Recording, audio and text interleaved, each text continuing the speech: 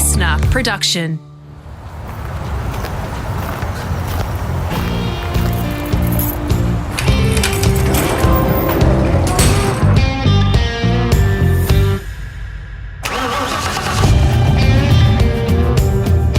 G'day, it's Rusty here, all set for part 2 of my podcast with New Zealand racer Brendon Hartley.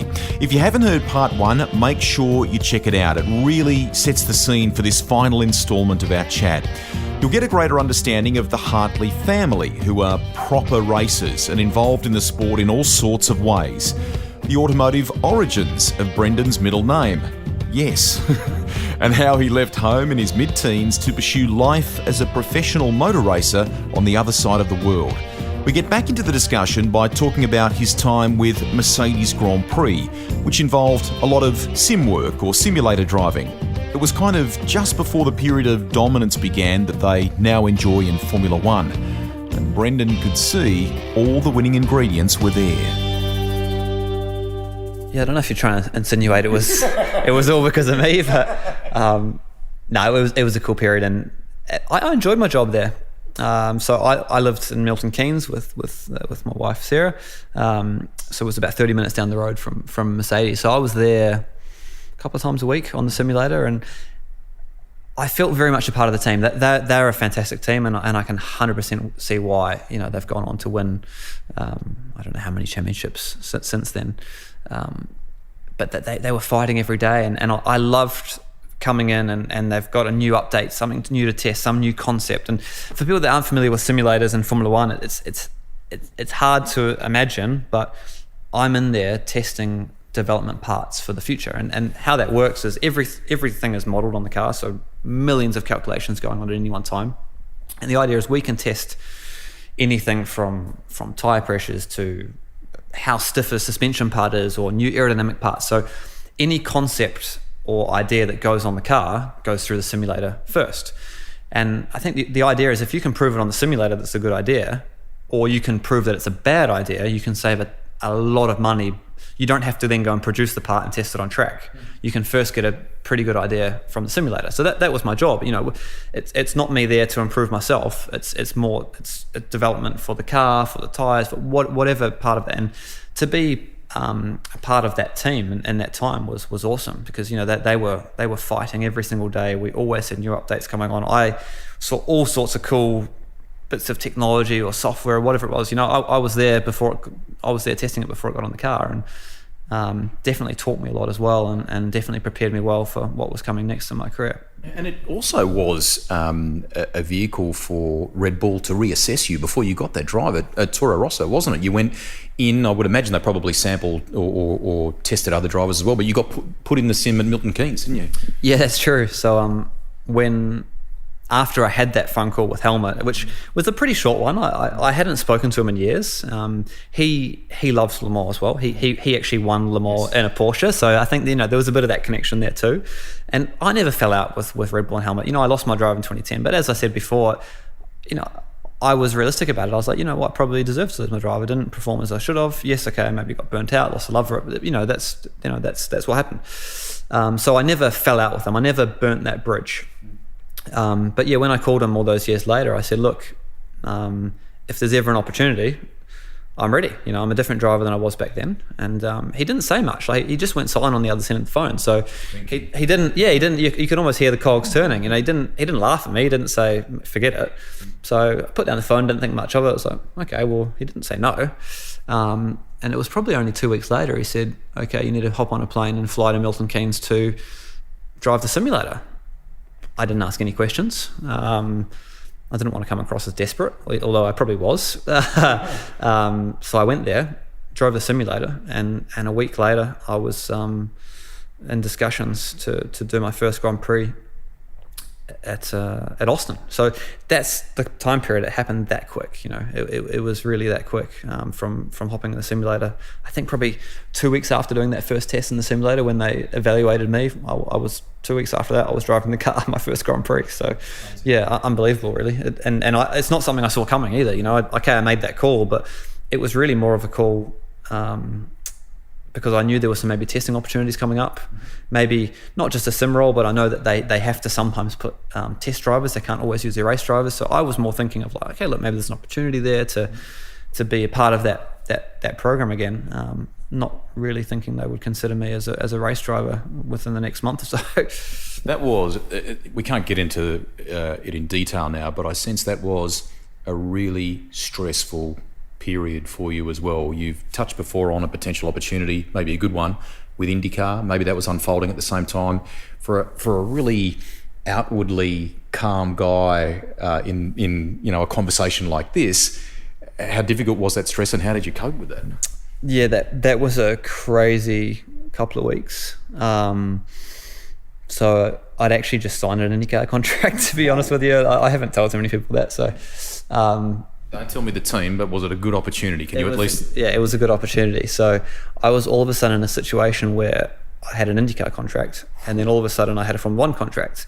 And it was definitely the most stressful 2 weeks of my life. Because you're a straight up guy, and you've obviously shaken hands kind of thing. Yeah, 100%. And some incredibly tricky decisions to make, and difficult phone calls to make, and a lot of stress to sort it all out. And at the same time, I was racing for Porsche, and I think it was on the lead up to the Fuji race. So I was in Japan.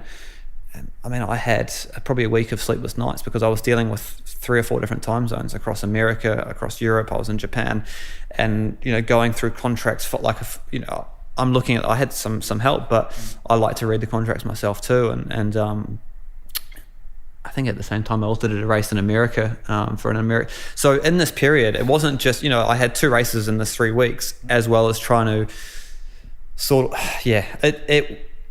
one day if I do ever write a book, which I'm not planning on doing, by the way, it was actually a very crazy story. And my wife Sarah actually tried to note down what was happening at the time. I mean, some of the phone calls at all hours in the morning were, and some of the things that happened and fell into place. It was a crazy story, and Sarah has written the notes. She's over there nodding to me, and she's looking. But it was an incredibly stressful time, and I had a phone bill to match, mate, because I was traveling around the world, and the phone was glued to me, downloading documents and all sorts. So that one's also for the book one day, maybe. When the time is right, do that. Let's talk Sarah just briefly for a moment, because I can remember asking Mark Webber to get in contact with you, and he goes, "Yeah, mate, get hold of Sarah. She's great on the email, very organised. Go through her." Okay, no problem. Don't bother with me. When you guys got married, beautiful photo of the pair of you in a Porsche. Which car was it? Am I right in saying was it a 356 Speedster? What was it? What was that day? Yeah, so I'm going to upset someone if I get all the details of it wrong, but it was actually Colin Gilstrap's car. Oh, beautiful. Yeah, so he was very kind to loan us the car for the day. Did you stall it? So Nelson. I guess you could say it was a stall, but I think just a bit about the car. I think it's actually a car Colin bought new and ended up buying back, but beautiful car. It's got a removable top, and anyway, Speedster. 356, awesome. But you're going up the hill. I don't think Colin knows this, but anyway, well, we didn't damage it, but yeah, going up the very steep hill to the venue, I flooded it. So I guess you could say I stalled it. And there's a photo of us pushing it to the very last parking spot. But here I am, not being a massive car enthusiast at the time. One of my good buddies came to me and told me to just put the foot flat to basically clear it. So, and it was fine, mate. I just basically stalled it. We were trying to go slow up the hill for the nice photo, but then flooded the bloody thing. So that was an awesome day. I probably kept Sarah waiting way too long. I think we'd been together, she's going to tell me, 13, 14 years before I actually popped the question to her. It was about that, Sarah? More, she reckons. She's pointing up. But you know what? The timing was right, because I think if we had got married earlier, we wouldn't have had the group of friends and the people we wanted to be around us that we did 15 years later. Just never...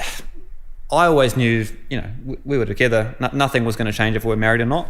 I don't know why I stalled so long, but in a way, I'm happy that we left it that long. And it's not really until you're 30 that, well, we're probably 28 29, then it's not till you're that age that you actually know who your real friends are. You know, if you were to get married at 20, it would be a group of friends that I'm probably not in touch with now. So it was an awesome day. Mark was there, who you just mentioned, and some of my other teammates from over the years, you know, Timo, Earl, and all these guys that I know I'll be friends with for life. So yeah, probably up there with one of the best days of my life, together with the Le Mans 24-hour win, I'd say. But it's probably got to be diplomatic with Sarah standing over there.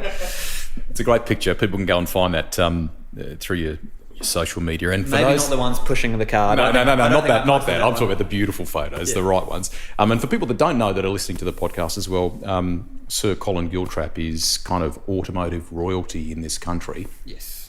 Many dealerships, and has been in the game for a long time. And it leads me to the fact that he, and you mentioned Kenny Smith before, and a number of others, there's been this great tradition in the last, 15, 20 years where Kiwis have gotten together, been able to get behind drivers. Scott Dixon's benefited from something like that. Yeah. And that clearly is something that assisted you along the way too, isn't it? Yeah, so very similar to Scott Dixon.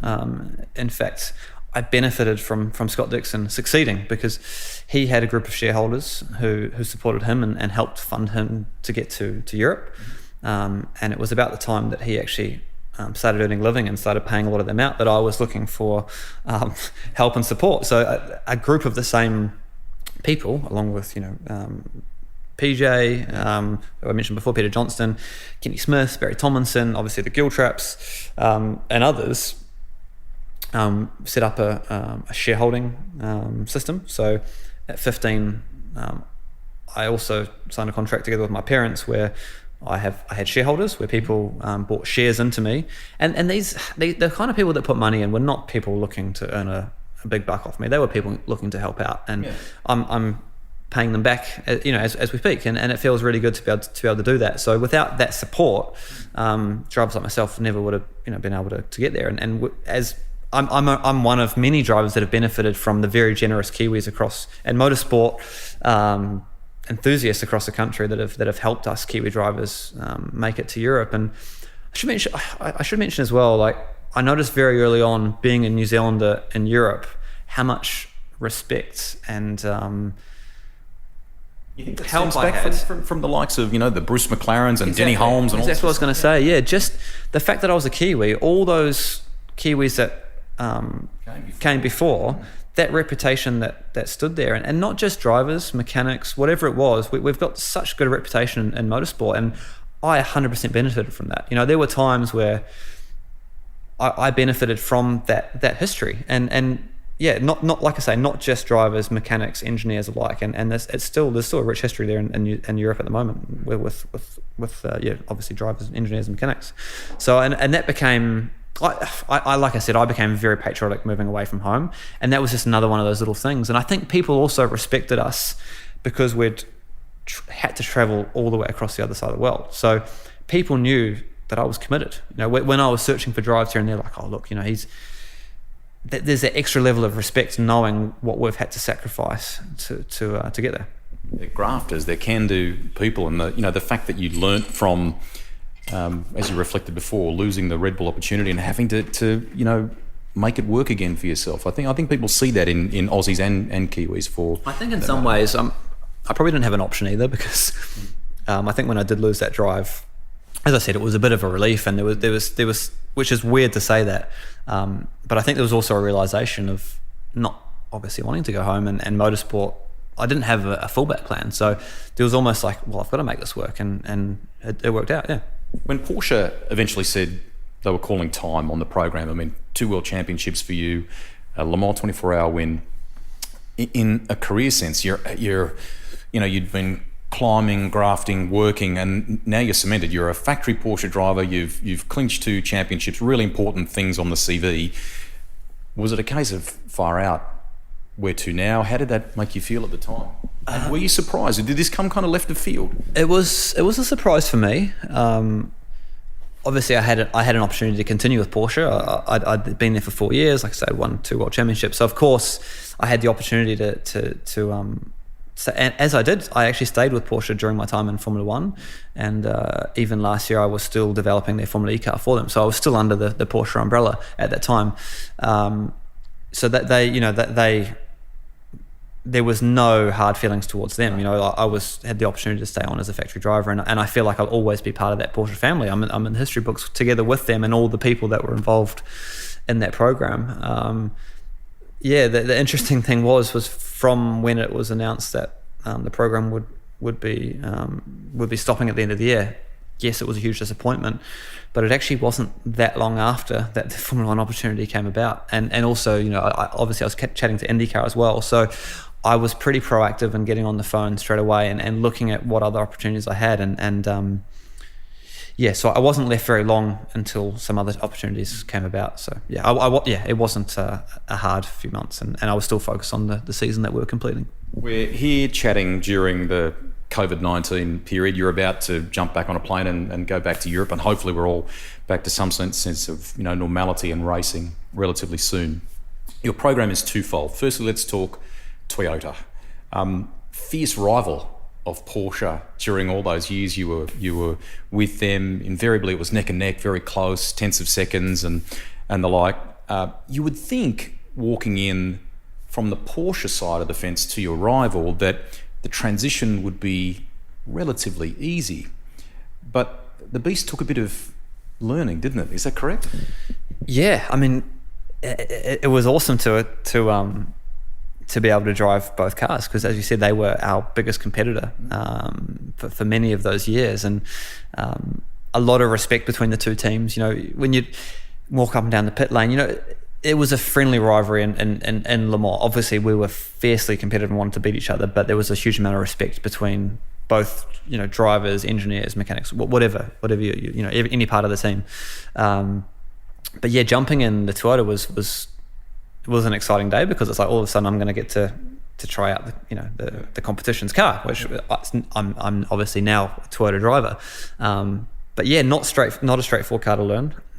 Again, equally as complex as either Formula One or the Porsche 919, but also completely different technologies. It's to give a little bit of background about LMP1 cars, that they're hybrids, and the rules dictated that you were allowed two electric engines. So at Porsche we had a big 350 horsepower electric engine sitting beside my feet, which powered only the front wheels, and a combustion engine at the rear. And our second electric engine was actually part of the exhaust system. So all the heat that would be normally lost out of the exhaust was actually spinning up a turbine, which was effectively a generator, which would then also charge the battery. Just to give you a little bit of background on some of the technology at play. When you put all that together, what kind of horsepower number are we talking roughly? It's around 1,000, which is enough when the car weighs well under 1,000 kilos. So the Toyota is a bit different. It's got two electric engines again, one on the front axle, similar to how the Porsche was working, but the other electric engine is on the rear axle. So not a generator through the exhaust, but two kinetic recovery systems. So just that, in effect, makes the cars quite different to drive. You have a lot of different opportunities from having an electric engine that's also coupled with the combustion engine at the back. You can use it for TC. You can, but you do all the recovery under braking. Where at Porsche we did a lot of the recovery for the energy under throttle.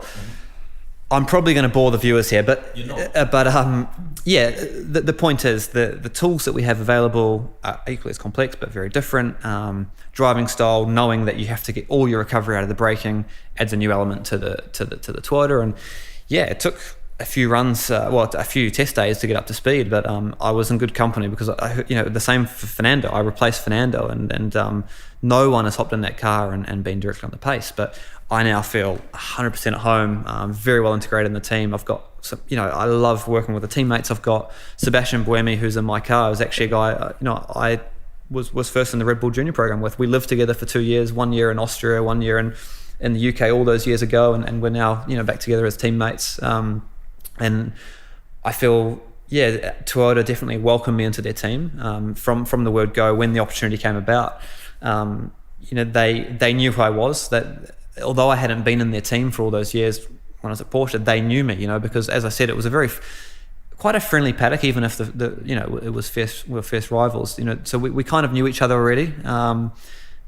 yeah, I feel part of the Toyota family and loving it there. Really, really happy and love driving the car. I mean, the LMP1 cars are some of the most exciting in the world, and style of racing and everything else that goes with it.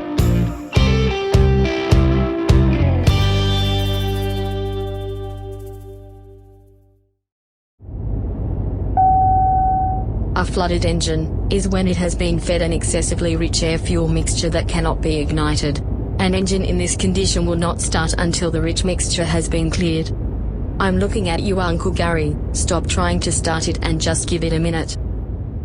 You talked before about a bit of testing for Porsche in Formula E, and you're competing in Formula E. It may not have yielded the results for you yet that you want, but I want to let people know we're having a little gin and tonic, okay? We're allowed to do that. Brendon's not. He's crunching on the ice. It's a totally different sensory experience when you've got a car like that doesn't have a combustion engine driving it, just in the same manner you described the LMP1 car. Can you give us an insight into what the Formula E car is like to drive? And, you know, for all the divided nature of fans in this, some hardcore fans don't necessarily like it. But I heard Greg Murphy's not a big fan, but we've seen him on an electric mountain bike now, so he's a bit of a hypocrite. I'm really glad you said that. He'll hear this too, which is great. But tell us what they're like to drive, and there are from a driving perspective, there are. I mean, it's instantaneous. There's no lag, is there, when it comes to throttle and things like that? Yeah. So I think electric cars, particularly in the past, had people saw them as a bit dull, a bit boring, and I think the idea of Formula E, or even the hybrids that we were talking about in LMP1 is it's just to show everyone that they're not boring. They don't have to be. And definitely now with some of the products out there in the market that are full electric, I think it's pretty clear to anyone who's driven one that they're no longer boring. And driving a Formula E car, it's interesting because yes, you still have a throttle and brake, and you push the throttle, it goes forward fine. But some of the sensors are quite different. So you miss that noise, which is the very obvious one for the fans as well. They're sitting in the stand, they hear, sounds like hairdryer, but that in itself is quite funny being in the race car, because all of a sudden you now hear the tire squeal, you hear the car bottoming, you have these new sensors that you didn't have before. But the actual power delivery, I love electric engines because, as you said, it's that instant power. You have so much torque from electric engine. You're basically mapping the throttle, so it gives you some level of control, but it's you get exactly what you ask for. And there's not many combustion engines out there that will do that. There's always some sense of lag. So that instant relationship from throttle and movement from the rear tires is a great feeling, and in some ways it makes you feel even more connected. And it doesn't take long to get used to the lack of noise and whatnot. And there's a lot else that goes along with Formula E in terms of regenning and efficiency. Efficiency becomes a big part of the topic. So we're growing up and racing. You never really talk about how much fuel you use. Most of the time you don't care. You just want to go as fast as you can. Where in both LMP1 and Formula E, efficiency becomes a big topic. So you only have a certain amount of energy that you're allowed to spend per lap. If that's from fuel or if that's from energy from the battery, it's the same thing in the end. You're actually, in Formula E, you start the race with less energy than you really have to finish the race. So you have to find clever ways of saving energy, or another way to look at it is go as fast as possible with the energy that you have. So that's where this efficiency becomes more important. It's another dynamic to driving a race car that you don't normally think of as a young fellow when you're driving a go-kart. And it's an element I quite like. I always enjoyed the fuel saving element in LMP1 and figuring out, hey, look, maybe I can save a little bit of fuel there. It's probably going to cost me low lap time. And, just that element is quite interesting. And even in Formula 1, it carried over sometimes. I was sometimes able to start the race with 5 kilos less fuel than my teammate. And you know what? It sounds redundant, but it's when you start the race with 5 kilos less, that's also lap time in its own right. So there's some skills that I actually took over from endurance racing and energy saving that can be used in any form of motorsport. Yeah. I enjoy that part of it. And that was my next question, because I can tell the passion in your voice and the answers that you've given there about that. You've mentioned in this conversation about the fact that you're pretty good at math at school. We know the sacrifices your dad made in stopping his own career to help you and Nelson in your own. And I mean, the engine work that he's become renowned for in this country. You've been around all this stuff all your life. Collectively, with the race experience you've had, do you reckon that all adds up to why you do enjoy this stuff so much? Yeah, probably definitely in the blood with the history of, my dad being an engine builder or engineer, my brother as well. But I do enjoy that side of it. I'm not claiming I'm an engineer, and my brother is, incredibly talented at what he does, but I do enjoy both sides of it, and that is part of being a modern racing driver in a professional high-level team. It's not just about driving the car as quick as possible. It's also about working with the engineers and developing the product, developing the technology. That's what's so exciting about being in the LMP1 or Formula One or even Formula E. The technology that we're developing or software or whatever it is, that's something that's going to get passed on to the end user in a road car 5 years down the track. So, knowing that a lot of the stuff I've been racing with and pushing to its limits and developing, the end user gets is quite cool. Yeah, I like that. A handful of questions to finish. Firstly, is one day a Bathurst on the wish list, or is that not something that you wish to tick? Probably go back to similar answer. You never know, but 100% I grew up watching Bathurst as well as telling everyone as a young fella I was going to be a Formula One driver, which was probably a ridiculous thing to say when I was 7 years old and had no idea. It worked out. But of course I followed Bathurst, every year, and I have done one race at Bathurst. I did the Bathurst 12-hour, yep. And it's now very firmly on the list of one of my top tracks that I've ever driven. Yep. I get asked the question a lot, what's your favourite track? And I always struggle to name one, but Bathurst is definitely on the list. So yeah, I'd love to do it one day.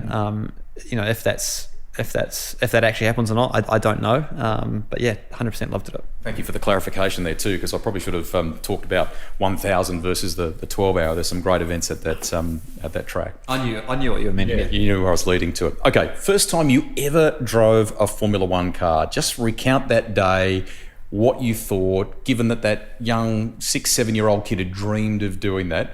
What was it like? A shock. So the first time I drove a Formula One car, I think it was 2008, when I was the reserve driver for Red Bull.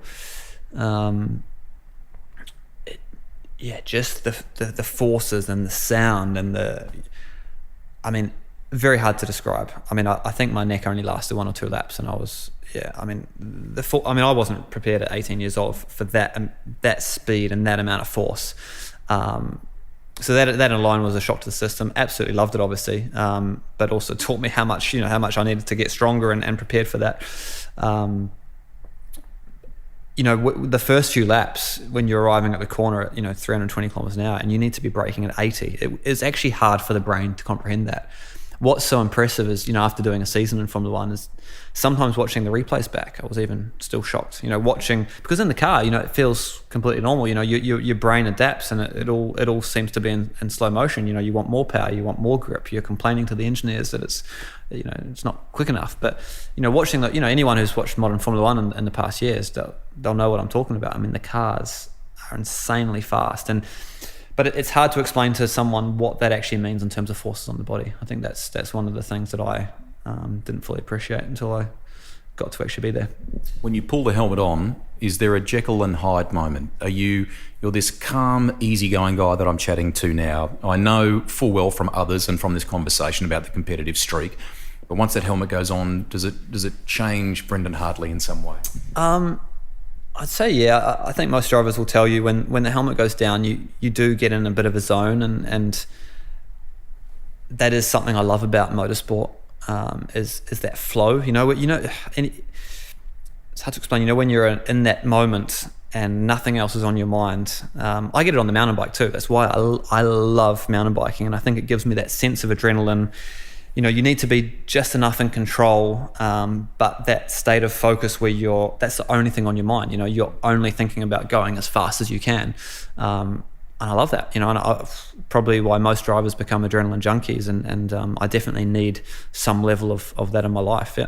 Your brother says your first car in Europe was pretty crappy Peugeot or something or other with bad brakes when you drove to a music festival or something. What was that car? I had a Peugeot 206. I think actually PJ bought it for me actually. Yeah, I think it was about 1,500 quid at the time, because he's a car dealer, so he had some car dealer mates in the UK, and I didn't treat it very nicely, but I kind of enjoyed the fact driving around Milton Keynes. If anyone's been there, it's just full of roundabouts, and I quite enjoyed like shoving it up the inside of some Audi, that was worth $100,000 or so, and just driving it flat out. But it saw some action, and we had it for 5 or 6 years.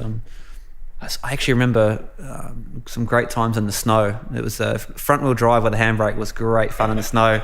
Daniel Ricciardo had one too, so a front-wheel drive car. So yeah, we had some good times in it. But yeah, good stuff. Race car so far. There's still more of your career to go. Race car so far that you'd go to sleep and dream about.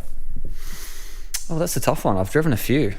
I mean, it's hard not to talk about a Formula 1 car.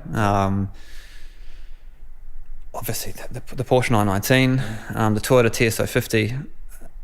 It's hard for me to nail down one. I've been lucky enough to drive some of the fastest and most exciting cars in the world. I've driven a few classics as well. So I actually raced a Mini at Spa. For a very short period of time, I held the lap record in a classic Mini at Spa. I think was it 3 minutes something lap or something ridiculous. That's awesome. Given the, you've got one in the garage for a starter. You talked about your brother before and your dad's history. That's cool. Oh, but that same weekend, I'm just thinking, I also drove a McLaren M1C, which scared the crap out of me. So I don't know if I'd go dreaming about, maybe nightmares about that. Okay. But that was good fun. And actually, what car I really love driving, because I did a few classics. I raced one year at Spa. A GT40 original one, so like what Bruce and Chris won Le Mans in, same car, not that car, but I love that, mate. The position, I know the era, back in the 60s, but it felt right, and I really enjoyed driving that car. So yeah, but bit of classics there as well as the modern stuff. But tough question, mate. I've been spoilt. You sure have. I do have a favourite car as well, actually. You know what?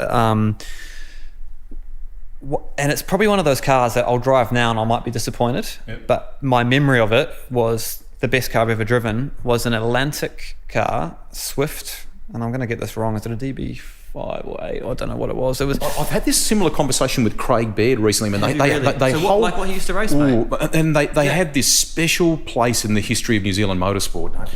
Yeah, so it was well before my era. Yep. So Craig's definitely a few years older than me too. But so I did a race at Manfield and Pukekohe together with Kenny Smith. He had two of them. So we lined up with all these Formula 5000 and we had these little Atlantic cars. So I think it's a Swift from, is it like 88 or 89? Around the year I was born, actually. And I'd come out of Formula Ford and then to this Atlantic car with massive wheels, ground effects, and driving that around Manfield. Probably was Toyota powered too, was it? That had a Ford BDA. Okay, yeah. So I think Craig probably had a Toyota back in the day. Yeah. So this had a Ford BDA, and I'll just never forget, that H pattern gearbox, the grip that the car had, and the balance, mate. That's always been etched in the memory as one of the most pleasurable experiences I've had in a race car. And actually, on top of that, I drove a sprint car. So mate, I have been so spoiled. So yeah, a sprint car, that's worth a mention too. So my brother did a bit of speedway, and I've always been a fan. I'm always every year I come home, you'll see me at Western Springs, or you'll see me at Manawatu Speedway. Yeah. So one year I came home, we went out to Ohakia in the morning. My brother had his old sprint car, so I did, I don't know, half an hour's running in the morning. I thought I hopped out of there with my eyes open, saying it was mega, and then my brother told me we didn't get full throttle yet. And I was like, oh, okay, all right. Gutted, mate. Just blew my ego. But then I went and I did a race at Hawke's Bay that evening. That's awesome. At Miani, or where were you? Miani. I've actually got believe it or not, I've got a sash which Sarah, she hates. I don't know why. I had it on display for years. I need to pull it up again. I've got a sash. I finished third at the Hawke's Bay sprint car champs. Awesome. So my brother was in the race. It was 4 cars, and he blew up the engine. Being the engine builder, he blew up the engine. So I was third, mate. But that was a thrill. So I've actually always said I would love to go and do some speedway racing in America one year. I mean, Mate, I don't know if I'd be any good at it, but I absolutely loved driving. Mate, it's got 950 horsepower and the thing weighs, 500 kilos or something? I mean, power to weight is off the charts. Massive wing on the top. Throttle's your friend. Yeah. You're only turning left, but just unreal. So, yeah, we've I don't know if you're going to ask me or not, but during this lockdown period, I borrowed a gaming machine. Yes. I've never been a gamer, and I've done plenty of simulation work with Formula 1 teams, but this is very different. But I spent most of my time on the gaming was actually on Speedway, mate. So I was doing sprint car races and midgets and just loving it, mate. So I'd love to actually give that a proper crack in real life. And we should say, wrapping this up, congratulations, because I did a little bit of stuff with you guys during this period. I loved it. I loved it. So Racing Local was a great initiative that brought Kiwis, from all sorts of disciplines together. Some were still based overseas, everyone taking part in some sim racing to rightly try and raise the profile, raise some money for Kiwi businesses that need that support at this time. And it was terrific. It was great fun, wasn't it? Yeah, it was cool. And we felt really good about it because it felt like everyone was a winner. So it wasn't just myself and Sarah, it was Chris Vanderdrift and his wife and another friend, Christian Hermanson, that, we came up with this idea. And what was cool was, yes, we were raising money for local business, but on top of that, we got the whole of the motorsport community together, and not just from one formula, from rally to speedway it was cool, up and comers, so it gave up and coming go-karters or whatever to all be in the same race with the likes of myself or Van Gisbergen or McLaughlin or whoever it was, all in the same, or Hayden Patton, Mike Baudet, all very, very diverse group of drivers, and to get that motorsport community together like that felt awesome, obviously supporting the local business too, and having you on board as a commentator, and just seeing everyone get behind it was really fun. It was a lot more work than we anticipated when we had this idea to try and put together a bit of a racing program for 4 weeks. But yeah, I who knows? Maybe we can get something organised in the real world sometime soon. But yeah. We'd like that. But it has seen a rise in sim racing, and as we sit here, you are about to do a 24-hour race. Sim racers will say that's awesome. Someone like Jeremy Clarkson would probably say, are you mad? Tell us what you're doing. And it's basically Le Mans via simulator. Is that right? Yeah. I'm actually quite excited about it. So I've had a love-hate relationship with the simulator. At times I found it quite frustrating. I haven't been particularly good at it. It's been very new for me. So the guys that have done it for years obviously have a bit of an advantage.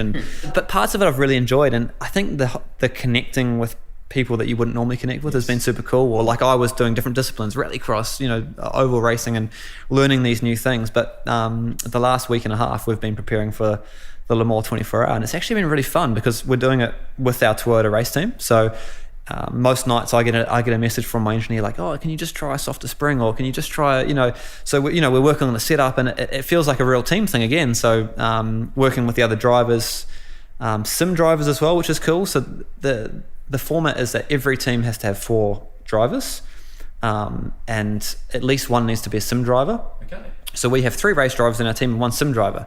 So also, connecting with him and learning what he's a professional sim racer, learning from his experience and how to set up the sim, and it's been quite fun. It's now dawning on me that I'm going to have to sit in the simulator for a long period of time. But the lineup's awesome too. You've got the likes of Fernando Alonso or Jenson Button or Montoya, and I'm going to miss loads of people, but there's a huge list of drivers that are coming together to do this virtual race. So, and everyone's taking it seriously, mate. Every time I log on, they're all all these guys are on there pounding laps, testing setups, and it's going to be cool. It's not going to. I'm not going to say it's exciting as a real thing, and I still very much hope we get to do that later in the year.